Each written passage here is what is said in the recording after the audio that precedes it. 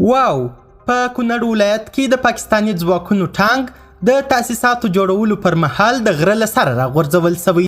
همدارنګه ذبیح الله مجاهد د پاکستاني ځواکونو په وړاندې د خپلې خاورې د دفاع ژمنه وکړل.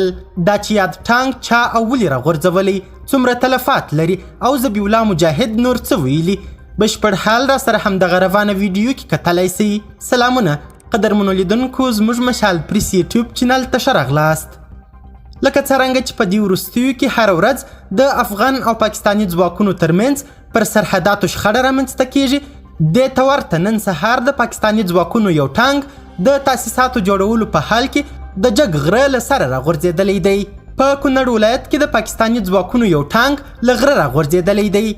د کونړ ځای اوسیدونکي وایي چې د دغه ولایت د سرکاڼو ولسوالۍ اړوند نواپاس سیمه کې د پاکستاني ځواکونو یو ټانک د تاسیساتو جوړولو پر مهال له غره دې خواته رالوېدلی دی.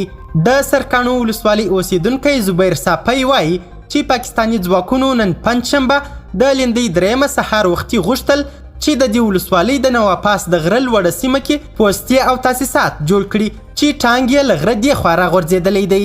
کونړ کې د طالبانو د والي ویاند او د اطلاعات او فرهنګ رئیس قاري نجیب الله حنیف هم یاده پیښه تاییدوي او وایي چې سیمې ته یې پلاوی استولی څو د یادې پیښې لامل معلوم کړي چې جزئیات به یې وروسته له رسنیو سره شریک کړي. د پاکستاني ځواکونو دا ټانک د تاسیساتو جوړولو پر مهال داسې مهال د کرښې دې غاړې ته رالوېدلی چې د ډیورنډ پر فرضي کرښه ډیر کوچنی حرکت هم د دواړو لورو ترمنځ د جګړې احتمال زیاتولی سي. خلک په دې باور دي چې پاکستان وخت نه وخته د تاسیساتو په نامه افغان خاور لاندې کړي او قدم په قدم رامخکې کیږي. همدارنګه ذبیح الله مجاهد وایي ګډه کمیټه به پر فرضي کرښه د شخړو مخنیوی وکړي. د افغانستان اسلامي امارت وایي چې له پاکستان سره پر فرضي کرښه د شخړو د مخنیوي لپاره د افغانستان او پاکستان یوې ګډې کمیټې کار پیل کړی دی. د اسلامي امارت ویاند ذبیح الله مجاهد په یوه مرکه کې ویلي چې د افغانستان خلک تازه لږ آرام سوي او حکومت نه غواړي چې د خلکو آرامتیا زیانمنه سي. هغه ټینګار کړی چې د افغانستان اسلامي امارت له دې هر څه سره سره د خپلې خاورې دفاع ته هم لومړیتوب ورکوي.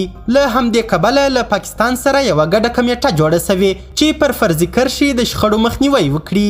د مجاهد دا څرګندونې په داسې حال کې دي چې د روانې اونۍ په پیل کې د پکتیا په ډنډ پټان ولسوالۍ کې د افغان او پاکستاني لوري ترمنځ سخته نښته وسوه او پکښې دواړو لورو ته د مرګ ژوبلې خبرونه خپاره سوي دي.